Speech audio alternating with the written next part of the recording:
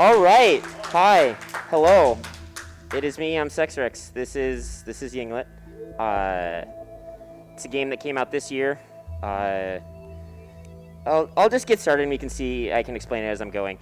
So as you can see, we are on difficulty challenging. The assist modes, since I started a new file, assist options all default to off, and I am ready to get going in 3, 2, 1.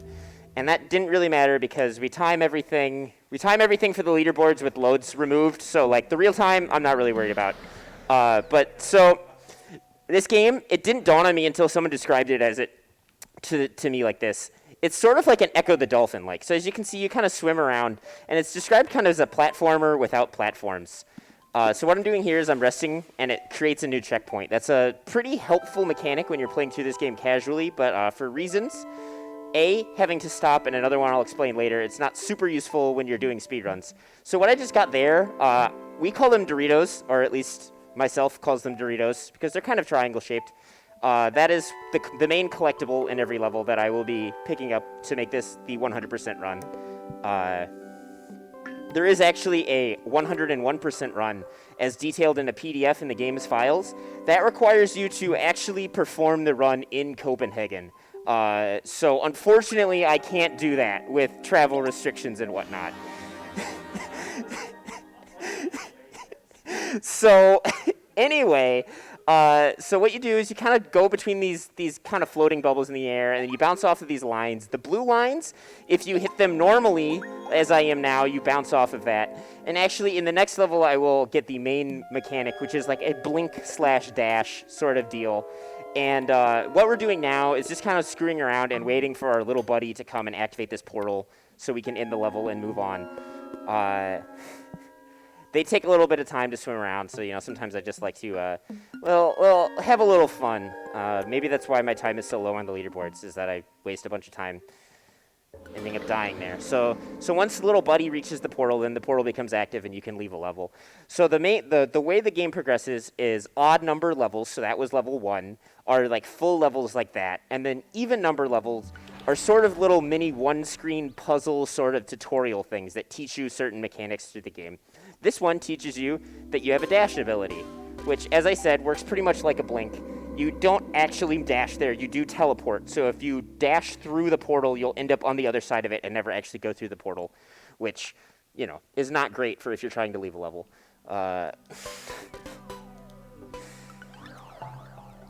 Hopefully my map doesn't go away anymore, because as a high quality speedrunner of this game, I of course have the whole map memorized.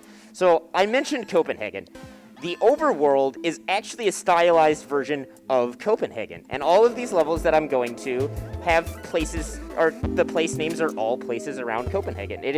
You are traveling around Copenhagen collecting Doritos for your lunch. That is the story of this game. I'm not really too sure. There's no words or anything as far as what the actual story is. There's some kind of cataclysmic event. I think it was like a meteor, and it smashed you and all of your little swimmy friends away from wherever you were, so you need to collect them all and get them back. So what you saw me do there was press the reset to checkpoint button, and that is the mechanic I said I'd bring up later, where a lot of these levels you need to get the pickup at the end and then go back to the start of the level. So if you set any respawn points, then that slows you down, because here I can just hit the respawn and go immediately back to the start of the level, which is where I can take that train to the warp and leave.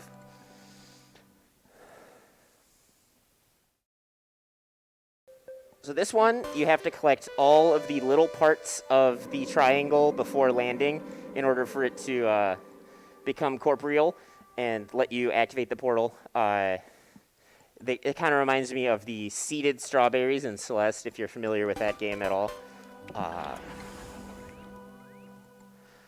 And we're just kind of buzzing along here. Back to another odd-numbered level, which means that we've got full-on stuff here. It's going to tell me to begin my dash there. It's very handy.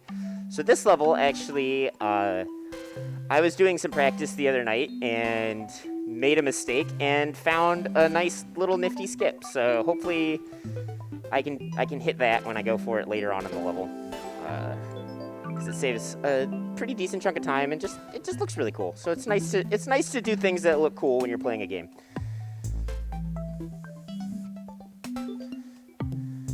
So these red lines, The blue ones you saw, if I hit them normally, I bounced off of, and if you hit the blue lines while you're dashing, you dash through them. The red lines, you normally pass through them, and when you're dashing, you bounce off of them. So the red and blue lines act kind of opposite of each other, and that's like the main mechanic through this part of the game. It slowly introduces a few more level mechanics as it goes on. But so there, I got the 3 parts to that, and then we bounce off of here and get sent flying to that Dorito. And that was the one I discovered, and this other bounce was known about, to just kind of go pretty much directly to the end of the level, which is super nifty. And then here, because your little buddy takes a while to swim to the teleporter, you can actually meet your little buddy and get him swimming towards the teleporter before you even get this Dorito, which saves some time as far as multitasking is concerned.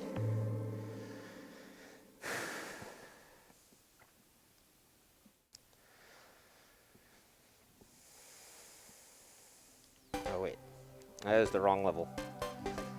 I'm losing track of where I am on the map. Hopefully I'd never go to Copenhagen, because I would clearly be horribly lost everywhere I go. Also, don't speak the language, so, you know, I mean, I'm sure English would get me by, but anyway, that was level 6. I'm not even going to pretend to try to pronounce the names of the levels, because they're not in English. Go figure. So we're just going to say numbers. Because, that one's not so bad. That's like Sid Havnen or something like that. But we'll just pretend I didn't say that, because I know it's wrong.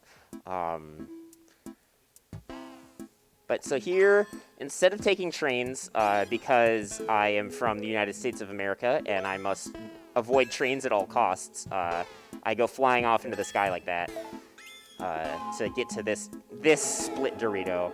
And then I can head off back towards the main bulk of the level.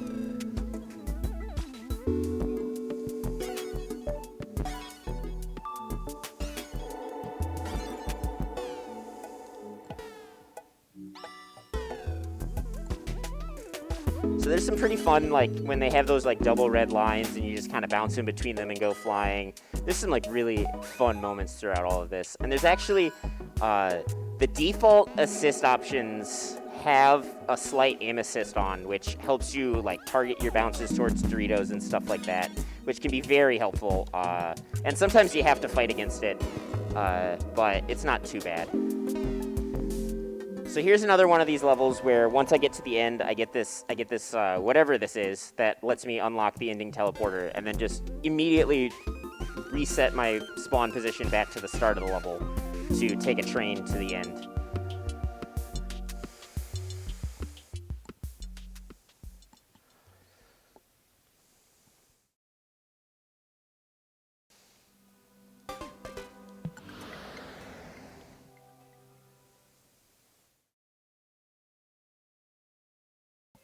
So here's one where, so since I'm doing 100%, I'm kind of doing these concepts ahead of when it teaches you, but this is the one that teaches you that you can dash through the blue lines. And now we're back to, so these, the even number levels pretty much fly right by, and then it's the odd numbered ones that are really the meat and potatoes of this run. And then things start to ramp up pretty quickly here as we move along.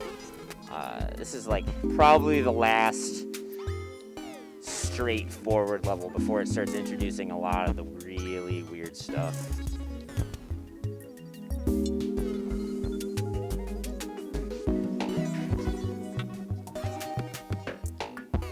Whatever. I messed up there, so we're going to lose a little bit of time, but it's okay. This game is very volatile. Simple mistakes can set you back a minute plus, depending on when they happen, which is why my estimate is very safe.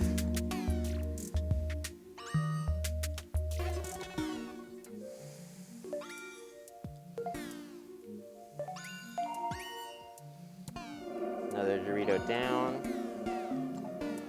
Here we pick up this little thing, amoeba, small single-celled organism, whatever it is.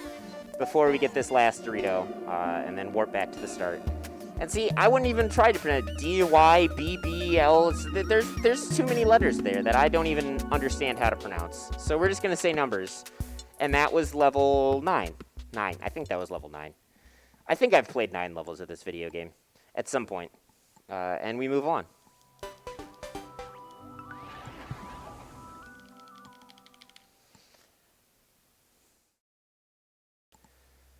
This one feels really fun to do when you get it right. You do that kind of quick turnaround, bounce off the red line, and then fly off to the side. And then since once you've collected it, it stays collected, you can just then hit Y and go back to the warp instead of having to make your way back to the left side of the screen there.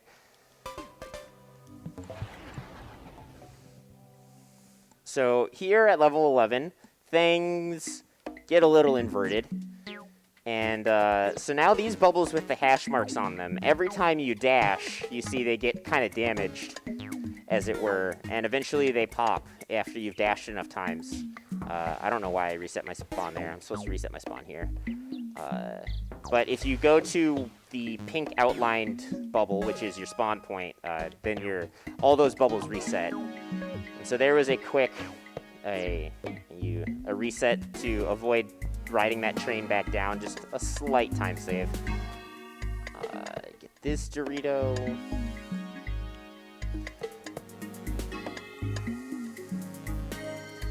And so an interesting thing about those kind of swirly blue, or well, the bubbles with the blue lines in them that were sending me launching, those are actually based on benches that are found in the train stations around Copenhagen that are designed to be uncomfortable to sit on, so that people don't sit on them for too long, because that is a thing that we build into our cities, is making things uncomfortable for people, which is an interesting little touch that, you know, even games that don't have any words in them and are set in such a strange version of reality can have some tiny little tinge of political commentary in there, which is refreshing to see developers not afraid to make statements like that.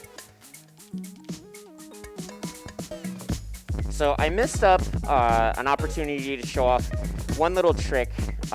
Whenever you have the pause menu up, you do not interact with the trains. So if you pause and let yourself fly through one of the train stations, you won't board and ride the train. You'll just keep going, which is a way that makes one of the last Doritos I picked up slightly faster. But instead I got an angle where I didn't need it. So here we reset our spawn to get the bubbles back.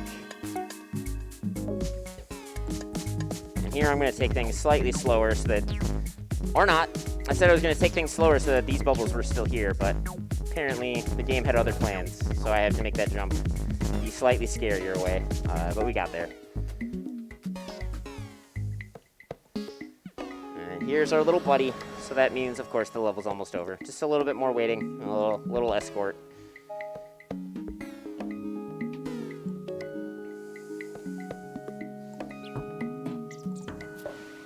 See me lean over, I have a computer off to the side that has my map on it, and just to make sure I don't get lost. Although I think at this point I should be okay.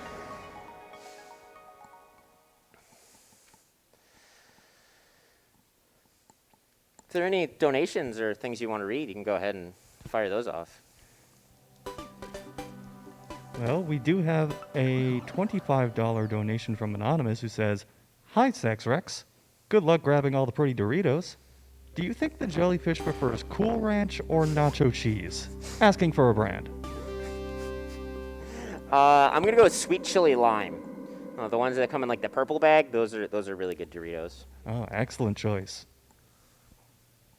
Or not? Is there lime on those? I think it's just sweet chili.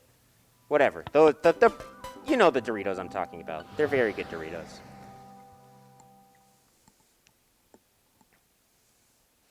Hashtag branding.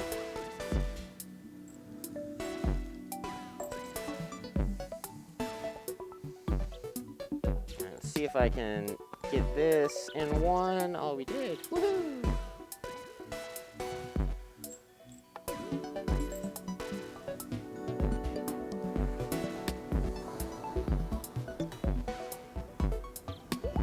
So believe it or not, our time together is almost up. I am on the last, well, there's 3 levels left really, but you know, one of those is one of those like half levels that is just one screen. It's the most complex of those half levels, naturally, because it's the last one. But there you saw me use the pause strat, and then fail anyway. So we get to see the start of the level again. And that's what I was talking about, where this is very volatile, very easy to lose a lot of time in. Especially when you're not making checkpoints. Because you're a fool.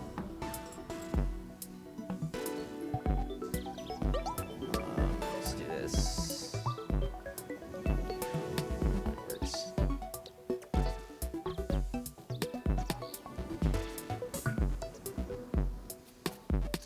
Oh yeah, I got that Dorito. I don't need to go back up there.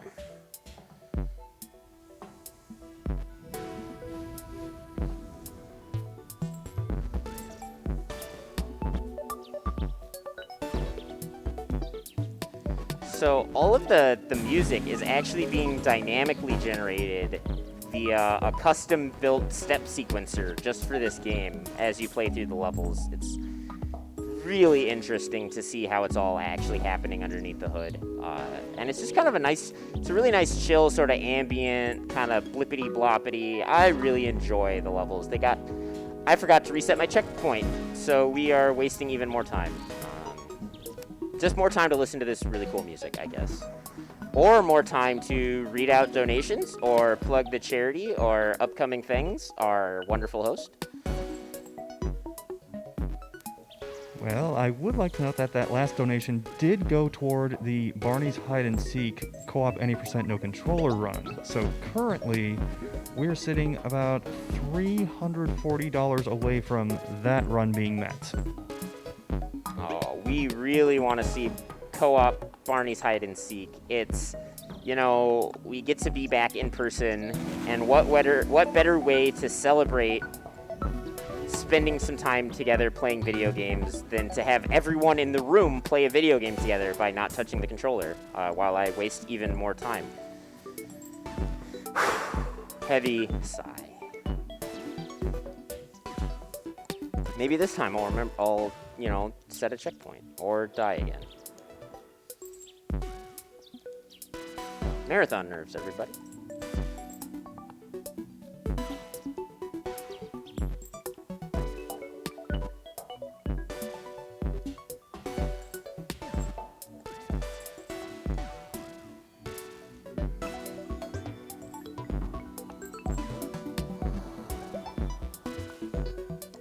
That was a very sweaty moment there.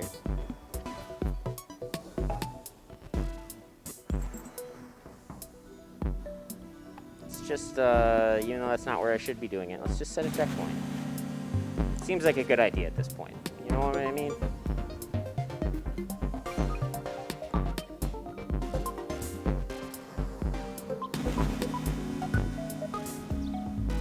Set a checkpoint here, even though I don't need to anymore. See, that's where I was supposed to have warped back, like, 6 years ago when I forgot to make that checkpoint in the first place. But, you know, things happen.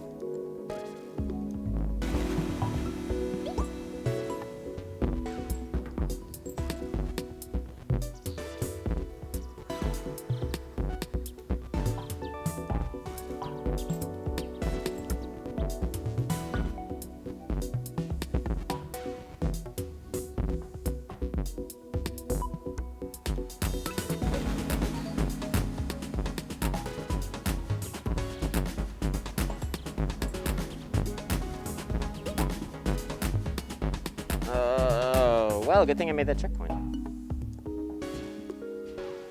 Nerves. Spaghetti.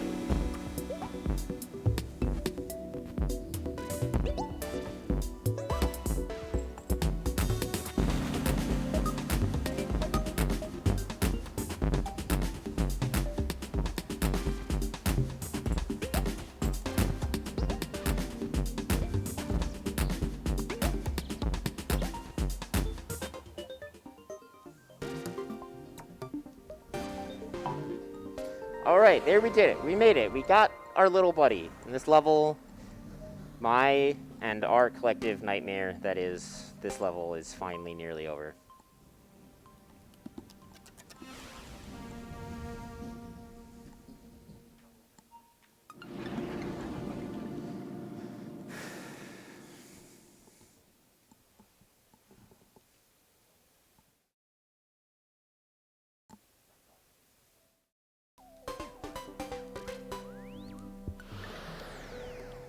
So here is the last of the single screen levels, and as I said, it is the most complex.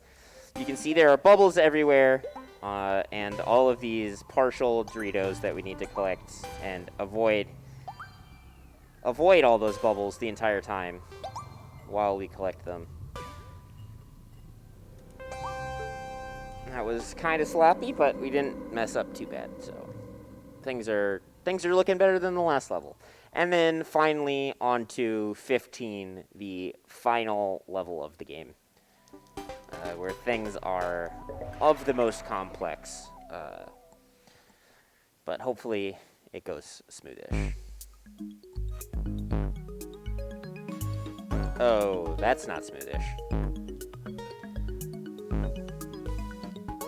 One of the things about the auto aim assist is that it actually the aim assist will default to providing you with a shot that makes you bounce more times. So sometimes there's points like that where you end up having the aim assist you in a less than helpful manner.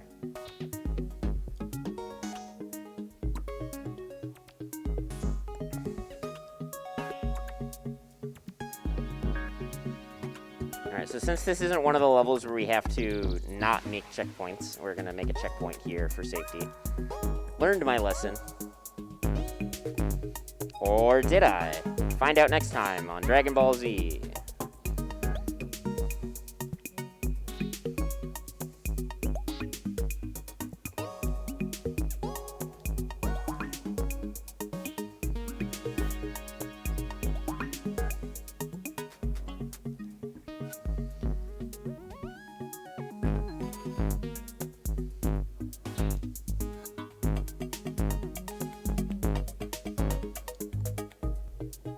Well,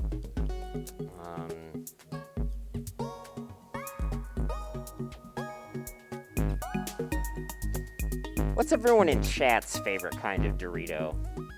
Just to keep things going along, you know, as I said, I'm a sweet chili fan.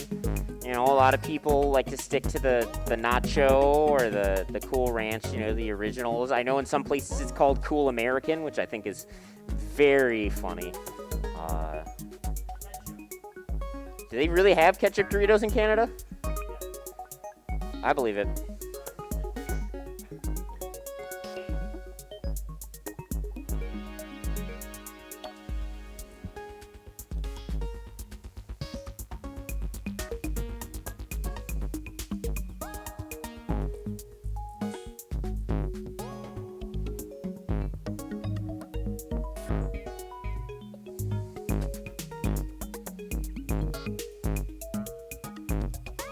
One thing about chips in Canada that I recently learned that I thought was interesting is the brand Old Dutch, which is super familiar to people here locally because it is a locally founded brand, is not national in the United States, but is national in Canada. So people all over Canada know Old Dutch, but people all over America do not.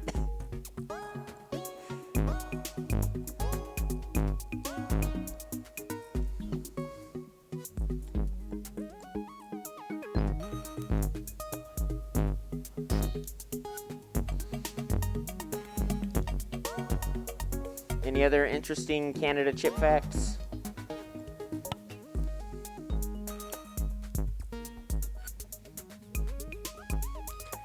I don't have Canada chip facts, but we do have some people in the chat chiming in. We've got sweet chili, nacho cheese, used to like Cool Ranch, and someone said pizza. I don't know if that's actually a Dorito or someone just wants pizza. It is a Pringle, and we all know, or at least I think most of us know my feelings about Pringles, so I can get behind that. I don't know where he ended up.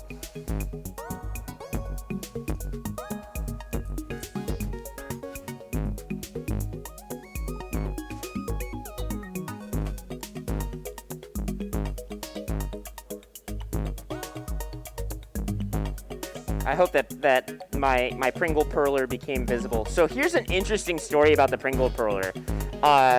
That was not made for me. So if you don't know, I started a cult at SGDQ practice room where we play Pringles, and it turned into a whole meme. There's like over 100 times on the leaderboards now. It's actually a very interesting speedrun when you really get down to the nitty gritty. But at the end of the day, it's a Genesis homebrew game about Pringles. And another runner was performing it in one of their marathons, Slurpee Ninja.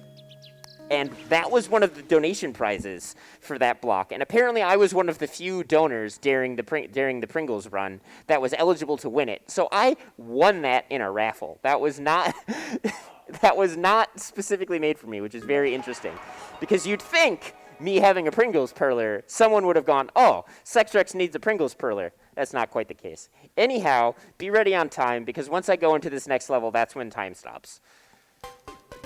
And time.